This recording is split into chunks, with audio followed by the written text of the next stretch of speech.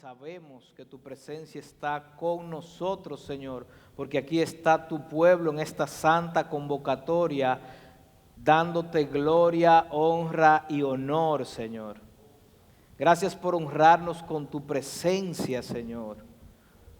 Nosotros somos pecadores redimidos que estamos agradecidos de ti por todo lo que tú has hecho por nosotros, Señor. Padre, ahora te presento este momento de la predicación de tu palabra. Que tu Santo Espíritu hable con poder y autoridad a nuestras vidas, Señor, para que seamos transformados. Que tu palabra, que es la espada del Espíritu, pueda penetrar lo más profundo de nuestro ser, Señor. Pueda revelar las intenciones de nuestros corazones y pueda mostrarnos arrepentimiento si es necesario, Señor.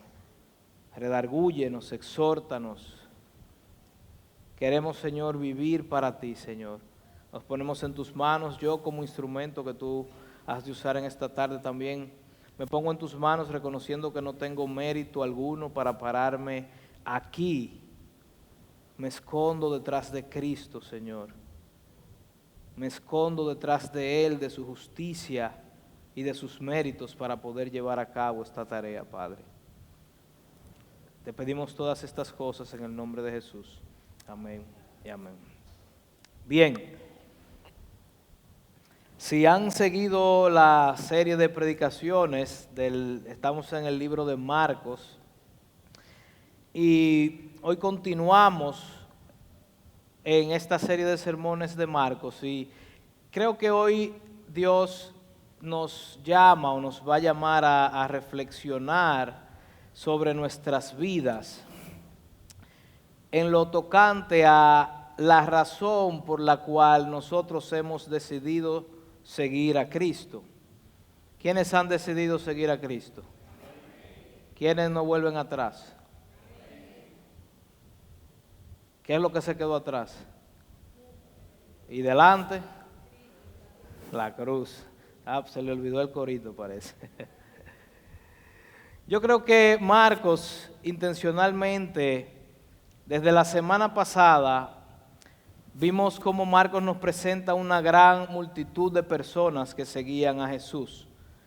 No sé si recuerdan el sermón de la semana pasada, es cuando los fariseos tratan de culpar a Jesús por sanar a un hombre con la mano seca en el día de reposo, ¿recuerdan? Estuvo predicando Andrew.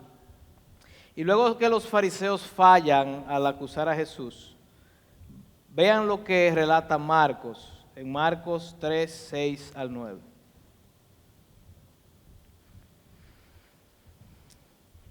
Y salidos los fariseos, tomaron consejo con los herodianos contra él para destruirle. Versículo 7.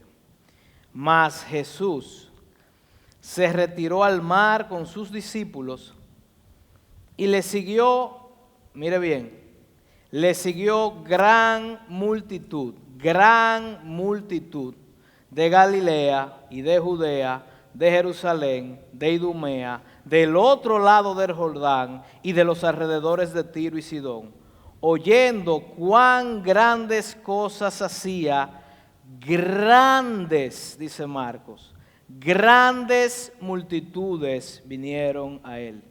Y dijo a sus discípulos que le tuviesen siempre lista una barca a causa del gentío, para que no le oprimiesen. Fíjense que Marcos es intencional al decirnos de todos los lugares de donde venían las personas detrás de Jesús.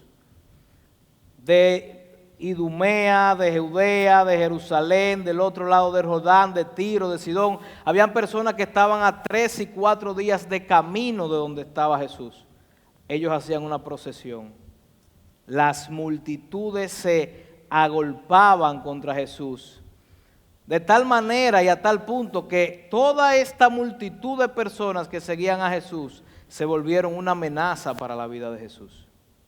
Porque tantas personas eran que Él le dice a sus discípulos, miren, tengan una barca lista por si hay que salir corriendo para que no lo oprimiesen y el griego es más fuerte, literalmente se traduce para que no lo aplastaran. Era tanta la gente que la vida de Jesús corría peligro. Y uno cuando habla de Jesús, uno ve como un superhombre con una superjota de hierro indestructible. No, hermano, Jesús era un hombre como tú y como yo, que podía morir aplastado con una estampida de gente atrás de él. Y tenía que cuidarse. No tenía guardaespaldas Jesús, No es como los pastores de ahora y a los que se nombran apóstoles que andan con guardaespaldas, sí, para que, ¿verdad?, las multitudes no lo aplasten.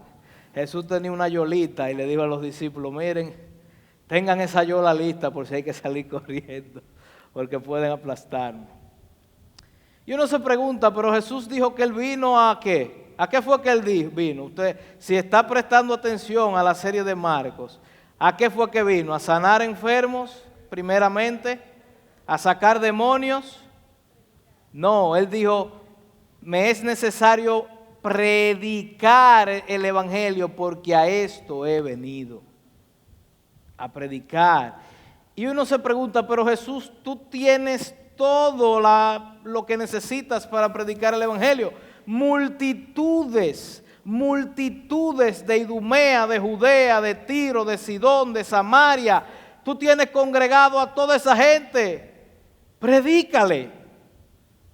¿Por qué Jesús no predica a todos estos seguidores que están ya ahí reunidos en la playa? No seguían a Jesús para servir a Jesús, sino para que Jesús les sirviera a ellos. Los seguían para servirse de Jesús. Y Jesús sabe y conoce el corazón de todas estas personas que lo siguen por las razones equivocadas. Y déjame decirte algo, Jesús no cuenta con esas personas. Jesús le sale corriendo a esas personas. Fíjense lo que nos dice el versículo 10 de Marcos 3. ¿Cuál era la razón por qué las multitudes seguían a Jesús? ¿Para escuchar el evangelio? No, ¿qué dice el versículo 10? Marcos 3:10. Porque había sanado a muchos, de manera que por tocarle, cuantos tenían plagas caían sobre él. ¿Se da cuenta? Estas multitudes estaban buscando ser sanados, no ser salvados.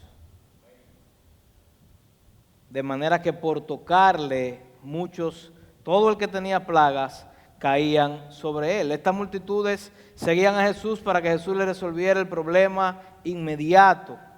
Ellos no veían a Jesús como un salvador que podía salvarlos de sus pecados. Ellos lo veían como un milagrero que podía sanarlos. Como un genio de la lámpara de Aladino a la cual ellos podían pedir y Jesús iba a responder. Eso era lo que ellos estaban viendo. Por esa razón, Cristo decide alejarse de las multitudes que lo estaban siguiendo, porque esas personas no iban a cambiar. De estas multitudes de personas, ¿usted sabe cuántos quedaron después que Cristo muere y toda la cosa y están en el aposento alto? ¿Usted sabe cuántos discípulos habían? Vamos a Hechos 1:15 para que usted vea. De una multitud de gente que agolpaban a Cristo, que se agolpaban contra Él, que hasta podían aplastarlo, de esta estampida de personas, mire cuánto quedaron, en Hechos 1:15. En aquellos días Pedro se levantó en medio de los hermanos y los reunidos eran como ¿cuántos? Multitudes. 120 gatos, como decimos aquí. ¿Dónde estaban las multitudes ahora? ¿A dónde se fueron? Hermanos, los que siguen a Jesús por las motivaciones equivocadas terminarán siendo desilusionados por Jesús. Sí, seguirán siendo desilusionados por Jesús. ¿Usted sabe por qué? Porque el Jesús que presenta el Evangelio no es el Jesús que esa gente sigue. El Evangelio nunca se ha tratado de Jesús ofreciéndome una vida sin problemas. El Evangelio nunca se ha tratado de Jesús respondiendo todas mis demandas.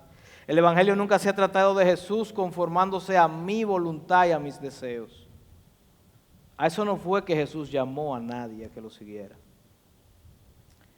A lo que sí nos llamó Jesús fue a tomar nuestra cruz cada día y a seguirlo. A lo que sí nos llamó Jesús fue a negarnos a nosotros mismos si queremos seguirlo.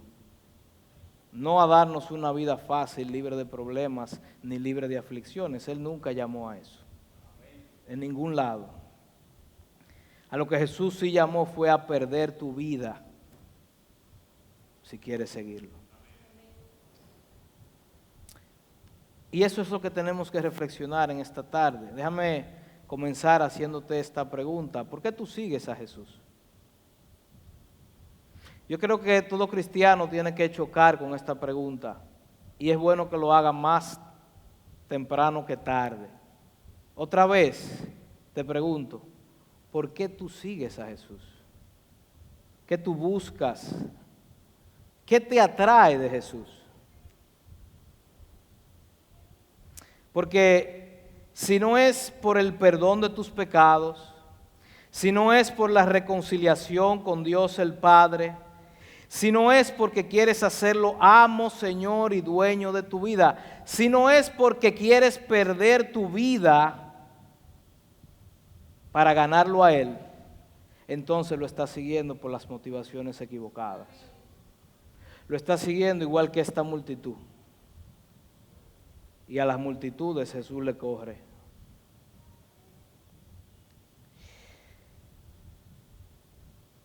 Hermano, Jesús sabía que no contaba con la multitud para transformar al mundo.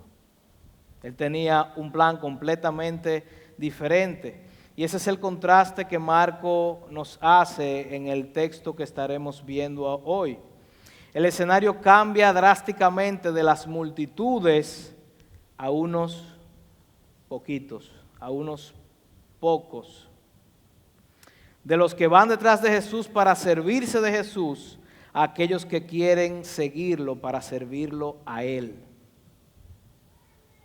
Estos pocos que vamos a ver hoy estuvieron dispuestos a perder su vida y a dejarlo todo, sin buscar nada a cambio de Jesús. Estos estuvieron dispuestos a tomar su cruz cada día y el contraste es ridículo, hermanos. Porque si tú vas a transformar al mundo, que era la misión de Jesús, que el Evangelio llegara, ¿a dónde? Primero, ¿dónde era que se iba a predicar? Después, Judea, Samaria y después. Si tú tienes ese tipo de misión, tú lo primero que necesitas es muchísima gente, o eso es lo que yo pienso, mientras más gente yo tenga, mejor, porque es que la misión es alcanzar el mundo. Jesús no pensaba igual que yo. Jesús sale de la multitud y se va aparte, solamente con 12, que es lo que vamos a estar viendo hoy, hermanos, porque Jesús no necesita multitudes para cambiar al mundo. Jesús lo que necesita son pocos que estén dispuestos a servirle a Él.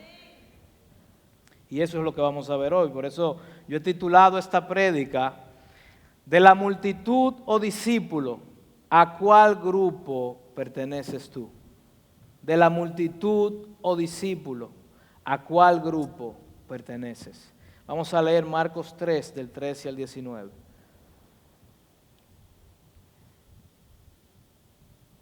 Marcos 3, 13 al 19 dice, ¿verdad? Salió de la playa, dice, después subió al monte y llamó así a los que él quiso y vinieron a él. Y estableció a 12 para que estuviesen con él y para enviarlos a predicar y para que tuviesen autoridad para sanar enfermedades y para echar fuera demonios.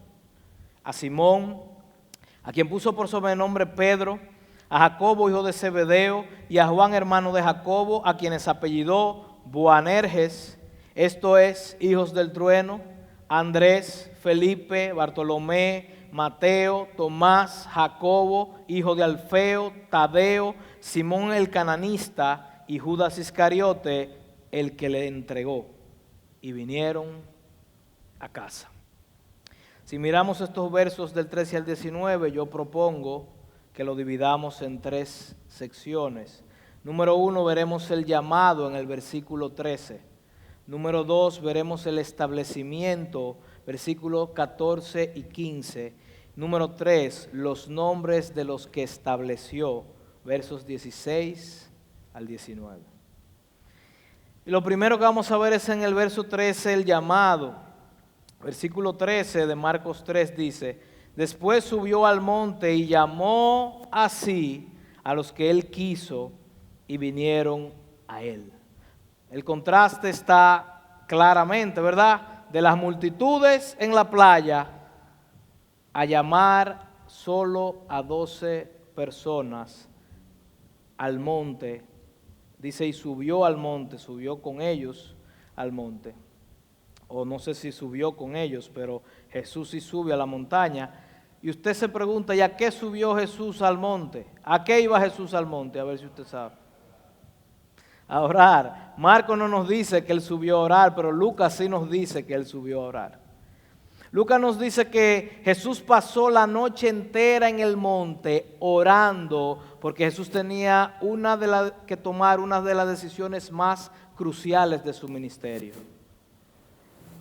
Y eso era elegir a los 12 discípulos que luego se convertirían en los 12 apóstoles. Y aquí vemos que Jesús, hermano, Jesús depende del Padre en oración para todo. Jesús no mueve un dedo sin preguntar y sin consultar y sin depender del Padre. Yo le estoy hablando de la segunda persona de la Trinidad, que depende de Dios en oración. Y lo que está en juego aquí es el futuro de la iglesia. El futuro de la iglesia está en la misión más importante de su ministerio, en 12 hombres comunes y corrientes, como dice un libro por ahí. Ellos deben llevar el evangelio a todo el mundo, pero antes Jesús necesita orar para que su Padre lo guíe en la elección que Él tiene que hacer. Esto no es echando suertes que Él lo elige, no. Él se va en oración al Padre y depende del Padre en oración. Esto es algo que da miedo, ¿verdad que sí? Tú poner la misión de tu ministerio terrenal en las manos de 12 personas, de 12 pecadores. ¿Qué pasaba o qué hubiera pasado si Pedro fallaba con su impulsividad? ¿O qué pasaba si los hijos del trueno, como en aquella vez, en vez de predicar el evangelio, deciden pedirle a Dios que mande fuego para que acabe con todas las personas? Dejar esta responsabilidad en manos de esos 12 hombres no parecía muy buena idea. Si yo hubiera sido Jesús, yo hubiera tenido un plan B. Por si esos fallan, entonces yo comienzo a ejecutar el próximo plan. Hermanos, pero esto nos deja una gran lección. ¿Cuál era el plan B de Jesús? No había plan B. No había plan B. El plan A funcionaba o funcionaba. Pero no hay un plan B, no hay un as bajo la manga. Hermano, esto quiere decir que Dios tiene un solo plan para llevar el mensaje del evangelio hasta lo último de la tierra. Un solo plan. ¿Y cuál es ese plan? Usar hombres comunes y corrientes, usar vasos de barro. Hermano, Dios planea llevar el evangelio a través de hombres como tú y como yo. No hay otro plan. No hay otro plan. Dios planea llevar el evangelio a través de hombres con limitaciones como estos 12, con problemas de carácter, con pecados. Dios cuenta contigo para eso. Él no tiene otro plan, no hay otro plan. Dios hubiera podido escribir el mensaje del Evangelio en el cielo para que todos lo lean, ¿o no? Perfectamente.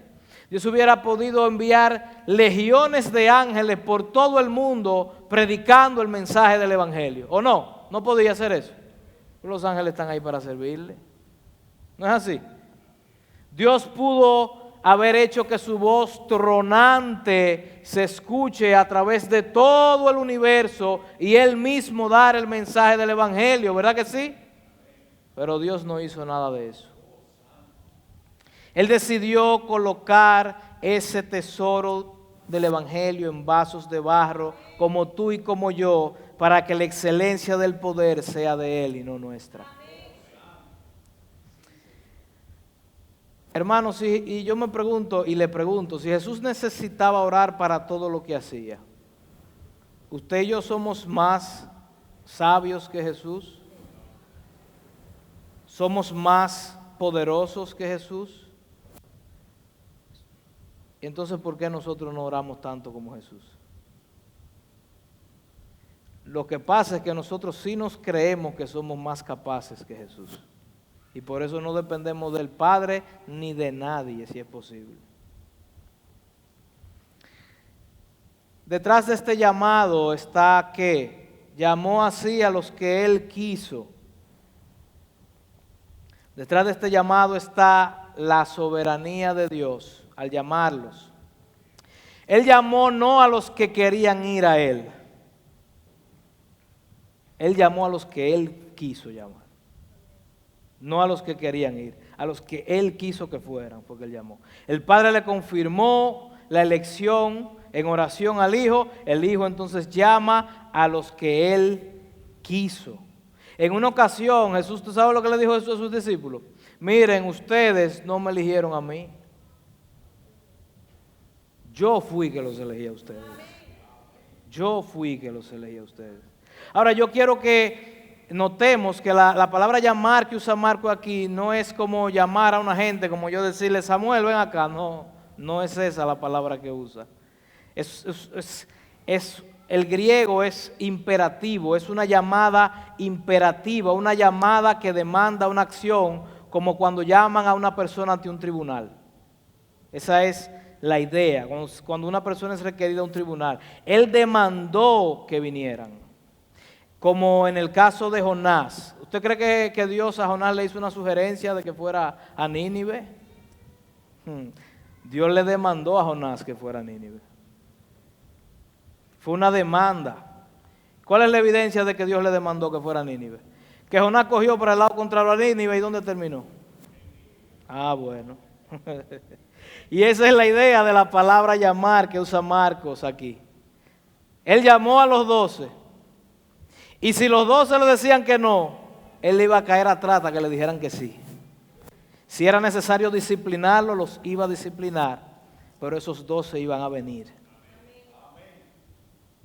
Si tenía que hacer que se lo tragara un pez en una barca, cuando estuvieran pescando, para que lo vomitara en la orilla y decirle, ahora sí me van a seguir, lo hubiera hecho. Hermanos, si bien es cierto que esto resalta la soberanía de Dios en la elección, no es menos cierto que Dios demanda una respuesta de estos hombres. Dice que estos hombres fueron arrastrados a Él. Lea Marcos otra vez el versículo 13. Dice que Él llamó así a los que Él quiso, ¿y qué hicieron ellos? Obligados. Voluntariamente. Hay un misterio, hermanos, entre la soberanía de Dios y la libertad del hombre, que no vamos a discutir aquí. Bien, antes de llevar a cabo esta misión, estos 12 tenían que ser entrenados por el mismo Jesús. Tenían que recibir enseñanza de primera mano. Y hoy Dios sigue llamando discípulos. ¿Usted sabía eso? Él lo sigue llamando. Pero este llamado a ser discípulo es primeramente, oiga bien, es primeramente un llamado personal a la salvación a través de la fe en el Señor Jesucristo y el arrepentimiento. Ahí comienza el discipulado. Es un llamado a salir del mundo para seguir a Cristo. ¿Se da cuenta? Es un llamado a tomar tu cruz cada día y negarte a ti mismo. Es un llamado a perder tu vida. Ese es el llamado de ser discípulo. Usted respondió muy duro ahorita que usted decidió seguir a Cristo, ¿verdad? ¿Usted ha perdido su vida? ¿O usted la sigue cuidando mucho? Hermano, a la multitud no le gusta este tipo de llamamiento. A la multitud no quiere eso.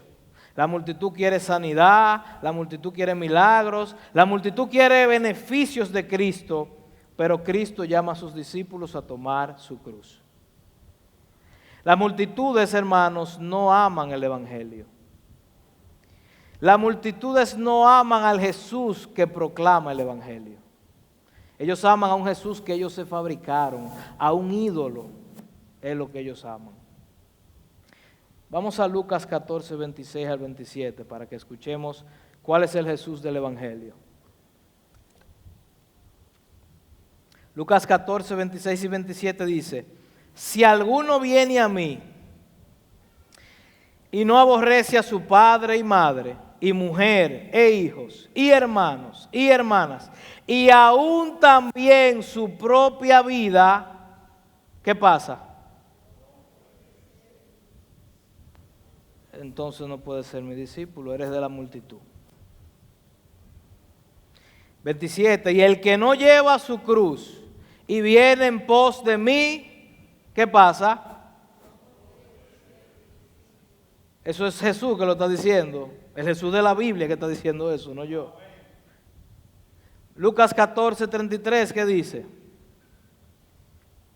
Así pues, cualquiera de vosotros que no, oiga, no, léalo, no lo están poniendo ahí, pues léanlo. Así pues, cualquiera de vosotros que no renuncia a algunas cositas, que no renuncia a todo lo que posee, no puede ser mi discípulo. Entonces es de la multitud. Ahí usted se puede ubicar, más o menos. O quizás somos malos discípulos también, puede ser. Obviamente no tengo tiempo de explicar estos textos. Jesús no te está mandando a aborrecer a tu esposa, ni a aborrecer a tus padres, porque uno de los mandamientos es que los honres.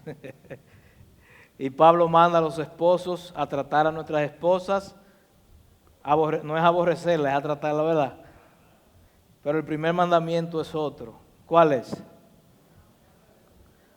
Por encima de su esposa tiene que amar a Dios.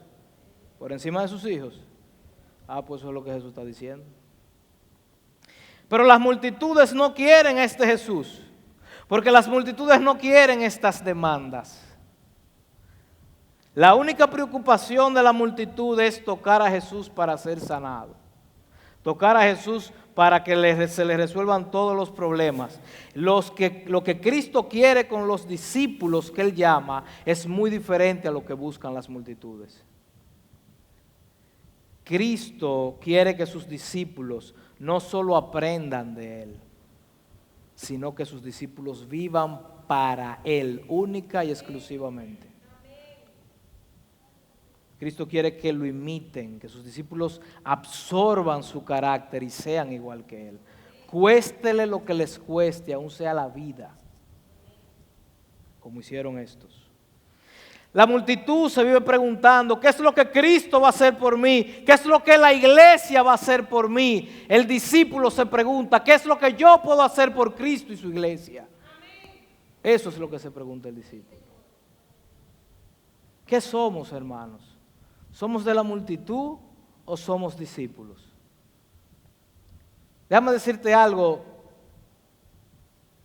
Si tú eres de la multitud y no estás dispuesto a responder al llamado de Jesús para ser su discípulo, no pierdas el tiempo aquí.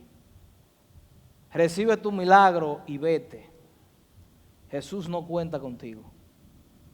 Jesús cuenta con sus discípulos, solamente con ellos. Otra cosa que aprendemos del llamado a ser discípulo es que este llamado no se limita a la salvación a través del arrepentimiento y la fe. Eso es solo el comienzo, Eso es solo el comienzo.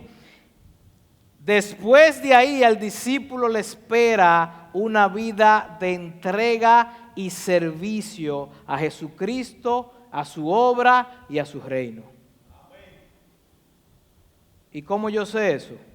Porque eso es exactamente lo que él hace con estos 12. Somos llamados primero a ser discípulos, a responder al llamado en arrepentimiento y fe, pero cuando respondemos positivamente al llamado de seguir a Cristo, de ser su discípulo, nos espera entonces una vida de comunión con Cristo primeramente y de servicio a Cristo en segundo lugar.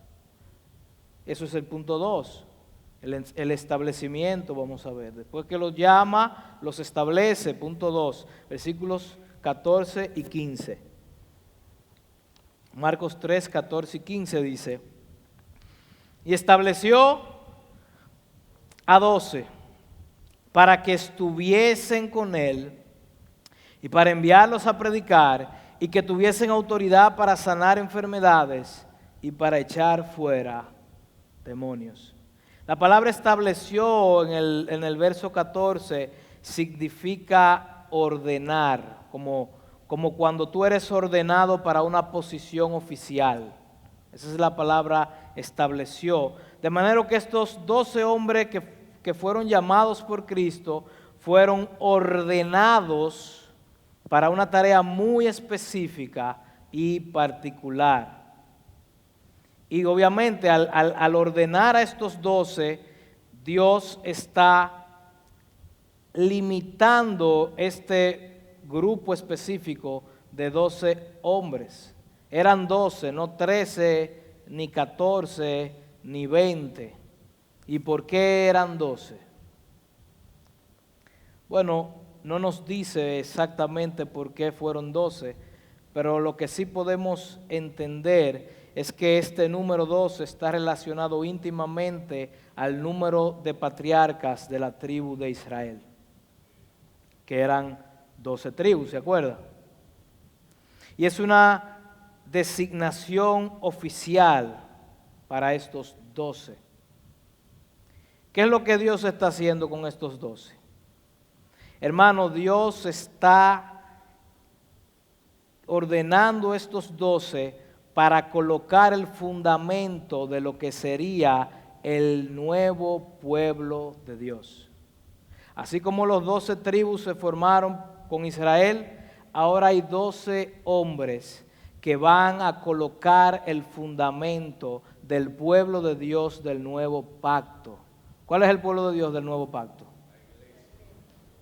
Estos 12 hombres son ordenados por Dios para colocar el fundamento de la iglesia, de lo que sería el nuevo pueblo de Dios, el nuevo pueblo del pacto. De hecho, en Apocalipsis hay 12 tronos. ¿Usted lo ha leído eso?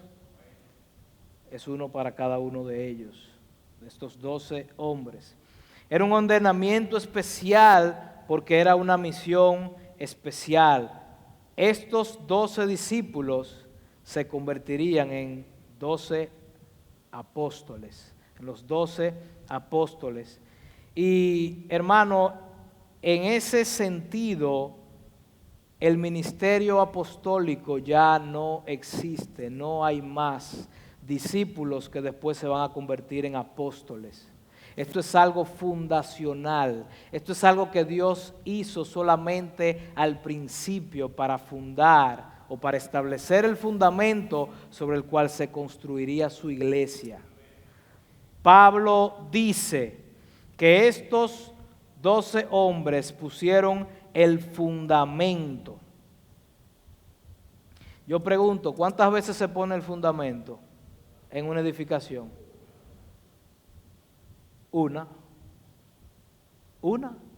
¿Cuándo se puso el fundamento? Cuando esos 12 hombres lo pusieron. ¿Usted sabía que nosotros somos una iglesia católica, apostólica y evangélica? No romana, evangélica. Católica porque nosotros somos una iglesia universal. La iglesia, ¿usted sabía que la iglesia de Cristo es universal? Ah, pues es católica, porque eso es lo que significa católico. Católico no es una mala palabra. Apostólico, ¿usted sabe por qué somos apostólicos? No es porque tenemos apóstoles que somos apostólicos. Es porque nuestra doctrina está fundamentada en la doctrina apostólica. Es por eso. ¿Qué es lo que enseñamos aquí? Las visiones y sueños. ¿Usted no ha visto aquí predicando sobre una visión que yo tuve? ¿O sobre algún sueño? ¿Qué es lo que enseñamos aquí? La doctrina de los apóstoles. La Biblia, apóstoles y profetas. Así que, hermano, nuestra doctrina está fundamentada en la doctrina apostólica. Y cuando hablo de doctrina apostólica me refiero exclusivamente a estos apóstoles, no más. Ahora, si alguien quiere autodenominarse apóstol y decir que lo que es un fundador de iglesia, bueno, pues adelante. Lo que yo sí sé es que apóstoles en este sentido de fundación o fundacional para la iglesia no existe, porque el canon se cerró y el fundamento fue puesto. Nadie puede agregarle y nadie puede quitarle a lo que los apóstoles y profetas hablaron inspirados por el Espíritu Santo. Nadie. Y si alguien lo hace, usted sabe qué dice Pablo, sea anatema. Y se lo puede decir, sea anatema. Y obviamente, como tienen un llamado tan especial y fueron ordenados estos 12, también son capacitados directamente por Cristo para hacer cosas muy similares a las que Cristo hacía, como sanar enfermos y sacar demonios. Y aquí está claro, hermanos, estos 12 fueron ordenados para dos cosas, que son las mismas cosas para las cuales nosotros somos ordenados hoy. No para ser apóstoles, ordenados como discípulos, ni para convertirnos en apóstoles. ¿Para qué fue que los ordenó? Primero, para que estuviesen primero, vital. El orden es fundamental aquí.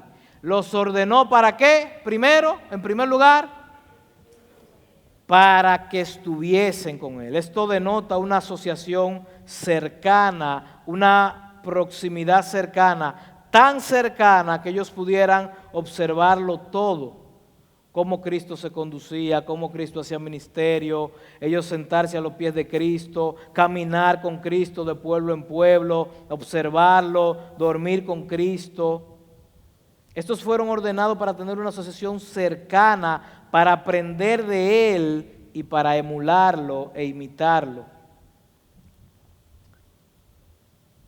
Esto es diferente. Nosotros también estamos llamados a estar con Cristo. Y nosotros estamos con Cristo porque Él está en nosotros. Pero no estamos igual como lo estuvieron estos 12. Hay uno de los evangelios que dicen que si ellos hubieran escrito todas las cosas que Jesús hizo, no cabe en un libro todas las cosas que Jesús hizo. ¿Usted sabe cuáles fueron esas cosas que Él hizo, que no caben en un libro? No, usted no lo sabe, ni yo tampoco, porque no le escribieron en la Biblia. ¿Usted sabe quién sí sabe todas las cosas que no están escritas en la Biblia que Él hizo? Esos 12 lo saben. ¿Y por qué usted no lo sabe y ellos sí? Ah, porque ellos son los 12 apóstoles y usted y yo no. Ellos tenían un llamado especial. Primero a estar con Él. Y después de estar con Él, entonces enviarlos a predicar. El orden es importante. Antes de enviarlos a predicar, ellos tenían que estar con Él. Eso nos enseña algo, ¿verdad que sí? La madurez va primero que el ejercicio de los dones. La madurez va primero que el ejercicio del ministerio. Conocer y ser debe preceder el hacer. Primero debían ser conformados a la imagen de Cristo, debían ser santificados, debían ser equipados por Cristo. Nosotros no imitamos mucho este sistema de Cristo, porque nosotros preferimos abrir un ministerio con gente que tal vez no esté 100% preparada o que no tenga la madurez suficiente.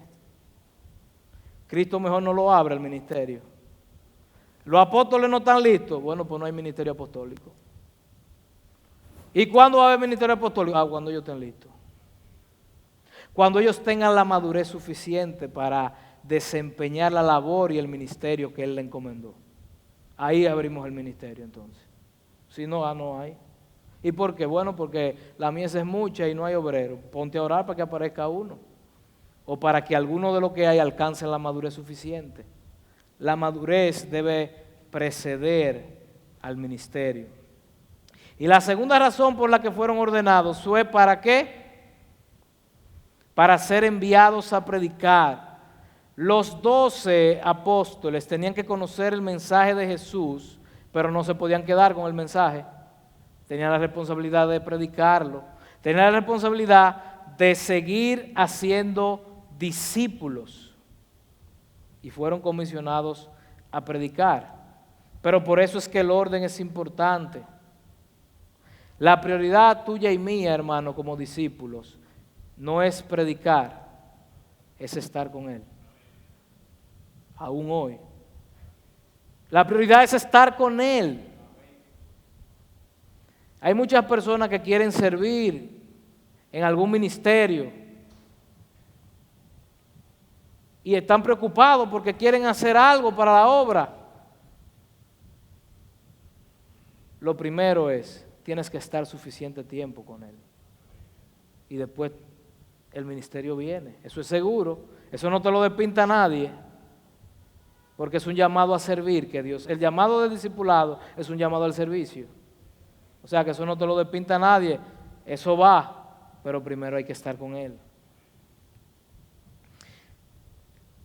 La meta de Jesús con nosotros, al igual que con ellos, no era simplemente darles información, era producir transformación.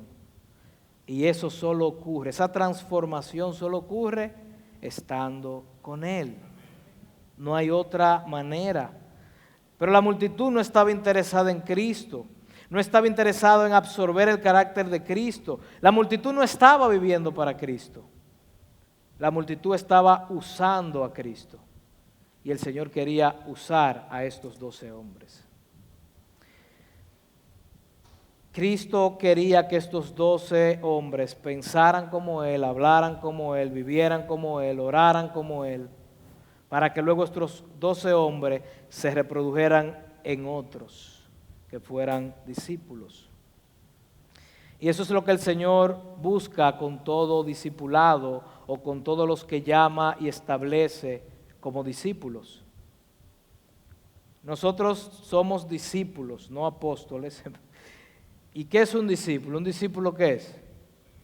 Un seguidor, más que un seguidor, es un aprendiz, un seguidor de Jesucristo. Y nuestro discipulado tiene los dos mismos propósitos y deben ir en el mismo orden. Nuestra prioridad es estar con Él. ¿Por qué? Porque eso es lo que nos va a capacitar para la misión que Él nos va a dar. Eso es lo que nos va a transformar para llevar a cabo la misión. Todo lo que hagamos para Él se debe derivar primero de estar con Él y ser transformados por Él y ser conformados a su imagen. Porque si no, no vamos a poder llevar a cabo la misión. La misión que Cristo tiene para sus discípulos es como la de la película. Separados de Él, ¿cómo es la misión? Imposible la misión. Ahora, si nos sentamos con Él, imitamos, absorbemos su carácter, somos conformados a su imagen, Él nos va a equipar y nos va a preparar para la misión. Nos va a preparar para el servicio, para el ministerio. Y ese es el objetivo, hermano. No es estar con Cristo para quedarte ahí haciendo nada. No, estar con Cristo, pero para que Cristo te envíe. Porque tú tienes la responsabilidad y yo de seguir haciendo otros discípulos. Al igual que ellos, hermanos, nosotros somos responsables por la verdad que Dios nos ha enseñado en su palabra.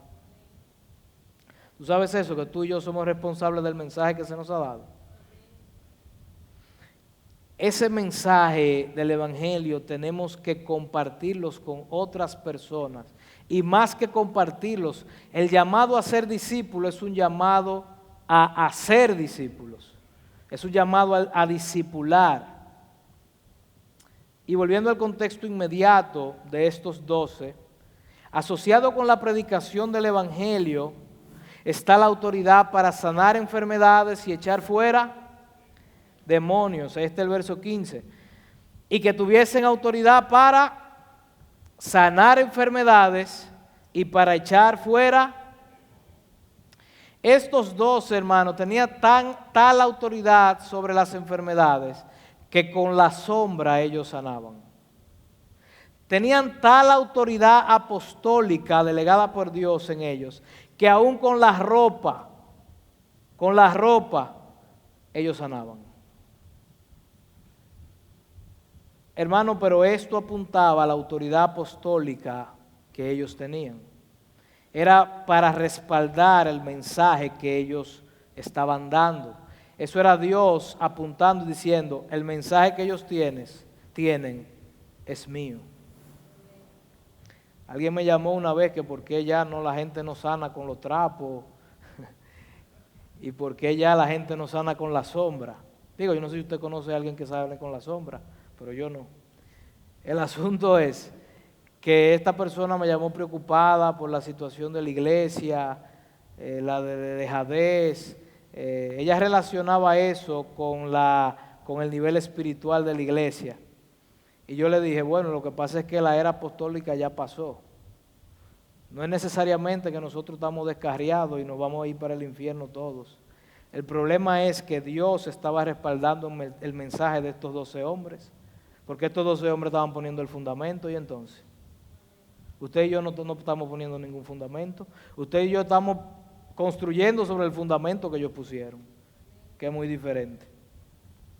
Y obviamente asociado con la predicación del Evangelio, aparte de la sanidad, también está la intrusión del reino de Dios. ¿A dónde? Al reino que operaba, que era el reino de las tinieblas. Hermano, el mensaje que llevaban estos hombres, el fundamento que estos hombres estaban poniendo, estaba haciendo que los cimientos del reino de las tinieblas temblaran.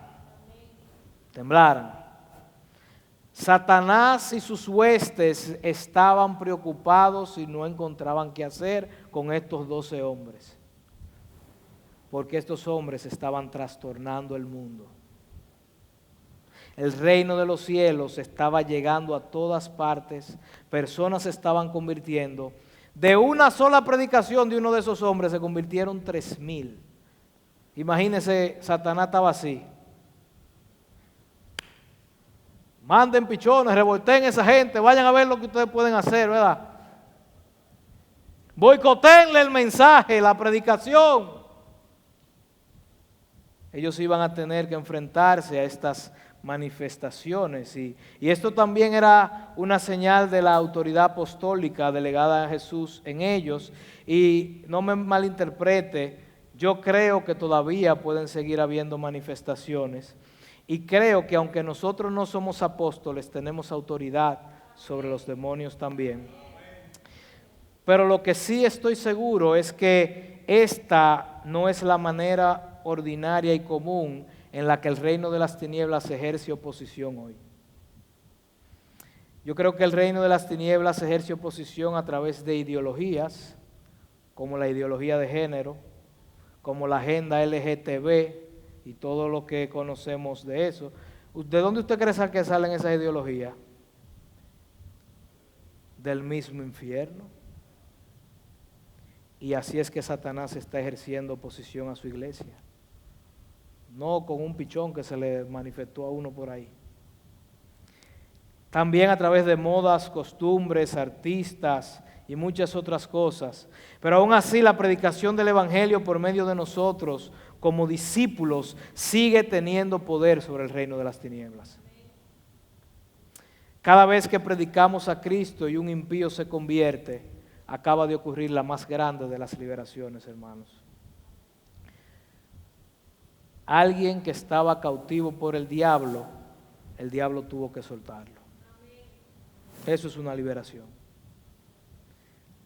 Y puede que no haya una manifestación externa, pero adentro ha ocurrido una liberación.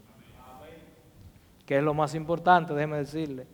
Porque muchos de los que se le presentan externamente no se convierten y vuelven y se le montan otros arriba. Y entonces, bien, y yo sé que algunos aquí, después de todo esto que yo he dicho, están pensando, bueno, pero es que eso eran esos 12. Muchos de nosotros quizás no nos sentimos apropiados para ser discípulos, ¿verdad?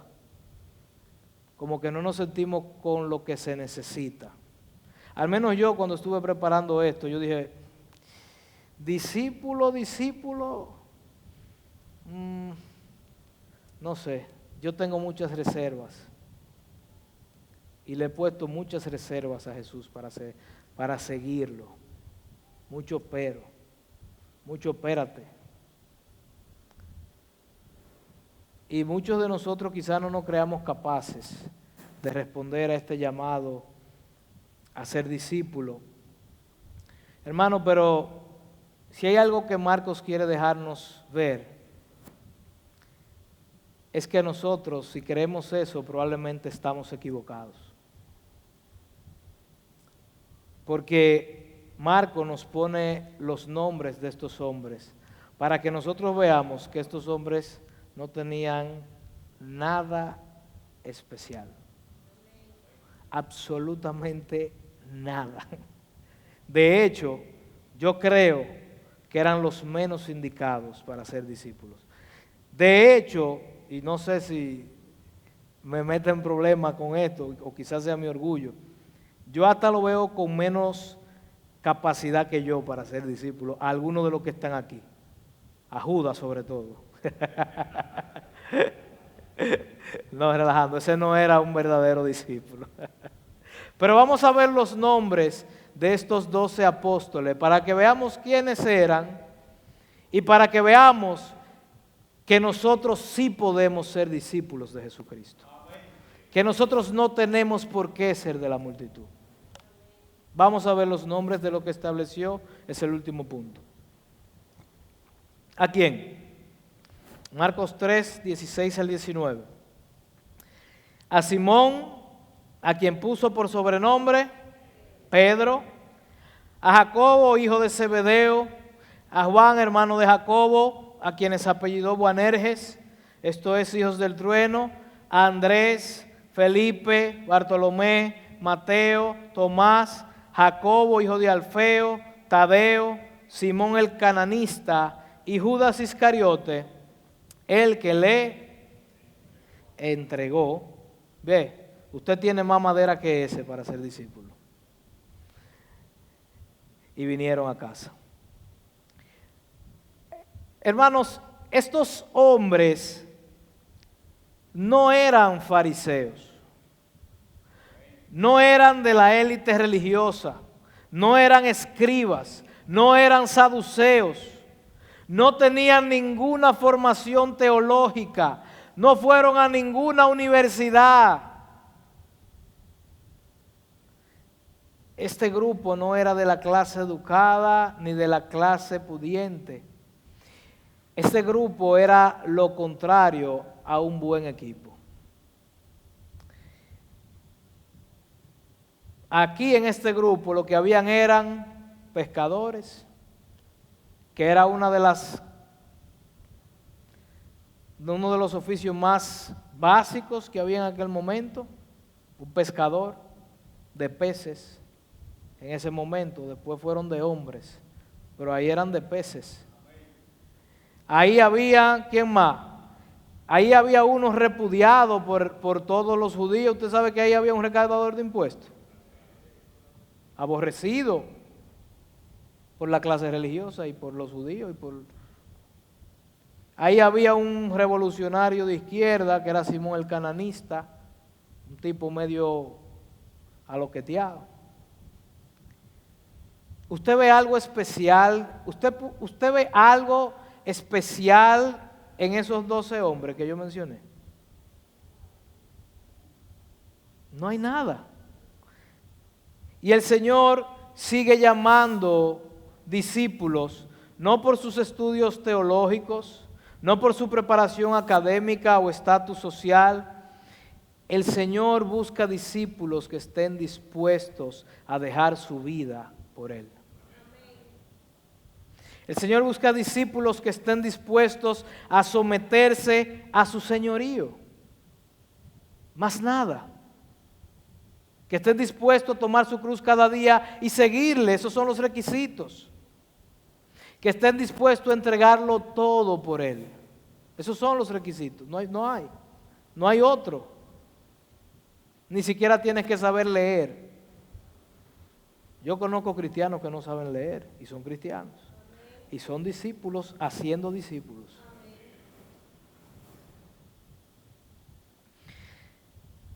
Y tú sabes por qué el Señor no busca, no estoy diciendo que la preparación teológica y los estudios sean malos. Yo no estoy diciendo eso. Yo estoy diciendo que eso no es un requisito para tu ser discípulo de Cristo. Y no lo es. ¿Tú sabes por qué el Señor busca gente común y corriente? Porque es que al igual que estos 12 hombres, el Señor te va a enseñar a ti. El Señor te va a entrenar. Él personalmente te va a equipar, porque Él tiene poder de transformar tu vida. Él lo tiene. Él lo tiene el poder. Él transformó la vida de estos 12 hombres que eran pescadores de peces algunos y lo llevó a ser pescadores de hombres. Hermanos, lo que hizo la diferencia en la vida de estos hombres no fue su preparación, ni sus capacidades, ni sus dones. Lo que hizo la diferencia en estos hombres fue que Jesús los llamó para que estuvieran con Él y ellos fueron. Y Él, estar con Él, los transformó. No que ellos fueron pasivos. Estar con Él no es algo pasivo, Estar con Él es algo activo. Ellos estuvieron dispuestos a entregarle sus vidas a Jesús. Literalmente todo. A someterse a su señorío. No solamente a recibir su enseñanza. Estar con Él no se limita a recibir su enseñanza. Porque eso no es suficiente. No es ni siquiera ser entrenado ni equipado suficiente. Es estar dispuesto a perder tu vida para entregársela a Él. Para que Él haga con tu vida y con mi vida y con mi voluntad como Él quiera. Como hizo con estos 12. No puede haber un verdadero discípulo que no tenga algo que hacer para el reino de Dios y el beneficio de su pueblo. No existe un discípulo que no tenga nada que hacer. Los verdaderos discípulos, hermanos, no pueden estar solos, porque el ser discípulo implica ¿qué? Hacer discípulos. Y para usted hacer discípulo, ¿puede hacer discípulo solo en su casa? No. El llamado a ser discípulo es un llamado a vivir en comunidad. En comunidad. Así como no hay cristiano llanero solitario, no hay discípulo llanero solitario tampoco. Eso no existe. No hay.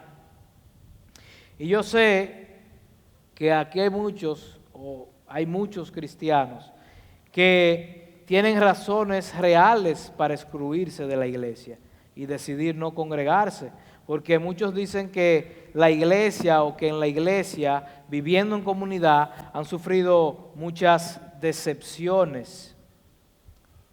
Y déjame decirte algo, el llamado a ser discípulo es un llamado a sufrir decepciones. Porque el llamado a ser discípulo es un llamado a vivir en comunidad, y todo el que vive en comunidad recibe decepciones. Y lo peor es que muchas veces quienes más te decepcionan son aquellos a quienes tú más te dedicas. Y hay cristianos que decidieron apartarse de la iglesia por eso, porque han sufrido decepciones muy duras. Hermano, vamos a leer la lista de nombres otra vez, por lo menos el primero, para que usted vea que el llamado a ser discípulo y a discipular es un llamado a recibir decepciones. ¿Quién es el primero de la lista? Simón, al que puso por sobrenombre. ¿Qué pasó con Simón Pedro?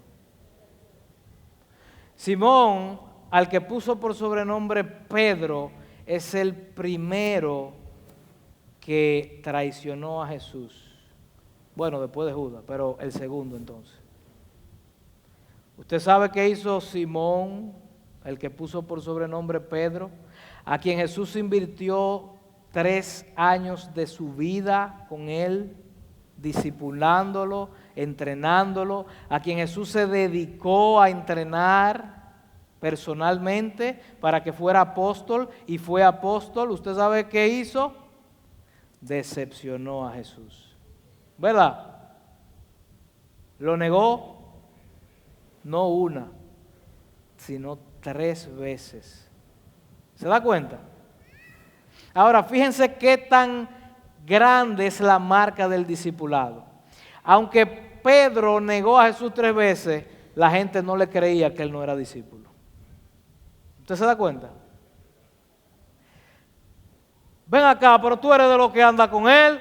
Yo no conozco a este hombre. Ven acá, ¿cómo que tú no lo conoces? Pero tú hablas como él, te expresas como él, camina como él. Tú eres como él, ¿cómo que tú no eres de lo de él?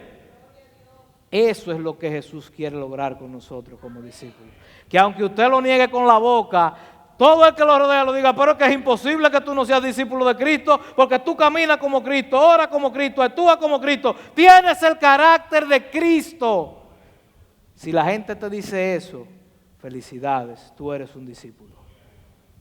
Y un buen discípulo. ¿Usted sabe lo que es eso? Él diciendo que él no es discípulo, y la gente diciéndolo, sí, aunque tú digas que no, tú eres discípulo.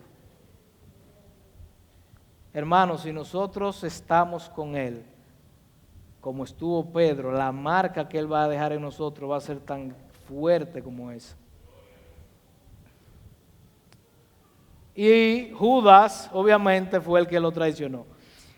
Ahora, hermano, ¿usted sabe algo? No solamente estos discípulos han traicionado a Jesús. Jesús ha sufrido muchas traiciones y muchas decepciones. ¿Usted sabe qué otros discípulos han traicionado a Jesús y lo siguen traicionando? Mire a su lado para que usted vea. Y míreme a mí también. Yo, como discípulo de Jesús, lo he traicionado, yo lo he decepcionado muchas veces, muchas, más de las que yo quisiera admitir. ¿Cómo es posible que tú me digas a mí que tú no asistes a una iglesia porque a ti te decepcionaron en una iglesia, cuando tú vives decepcionando a tu maestro todos los días? ¿Cómo es posible que otro pecador igual que tú no te puede decepcionar a ti? Como si tú nunca hubieras decepcionado a nadie. ¿Usted se está dando cuenta? El error tremendo que es ese. Y déjame decirte algo, a pesar de nuestras decepciones, Dios no tiene un plan B. Dios sigue contando con estos traidores. Dios sigue contando contigo y conmigo para llevar a cabo su misión. Tú lo traicionas, Él sigue contando contigo. Tú te avergüenzas de Él, Él sigue contando contigo. Él siguió contando con Pedro, ¿no? Pedro, ¿me amas? Sí. Ah, pues apacienta mis ovejas. ¿Le quitó el ministerio a Pedro? No, el ministerio de Pedro apenas estaba comenzando. Igual que el tuyo y el mío probablemente.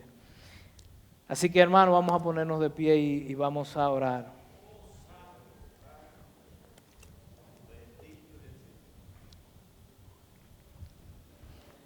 Padre, te damos las gracias en esta tarde por tu palabra expuesta, Señor. Gracias porque tú sigues llamando hombres comunes y corrientes. Gracias, Padre, porque a pesar de nuestras fallas, nuestras debilidades, nuestras traiciones, nuestras decepciones, tú sigues contando con nosotros, Señor. Gracias porque tu misericordia son nuevas cada mañana. Gracias, Padre, por tu perdón. Gracias, Señor, porque tú no nos tratas, Señor, como nosotros merecemos. Y porque tu gracia está ahí para cada uno de nosotros todos los días, Señor. Padre, nosotros te pedimos perdón si te hemos fallado como discípulos, Señor.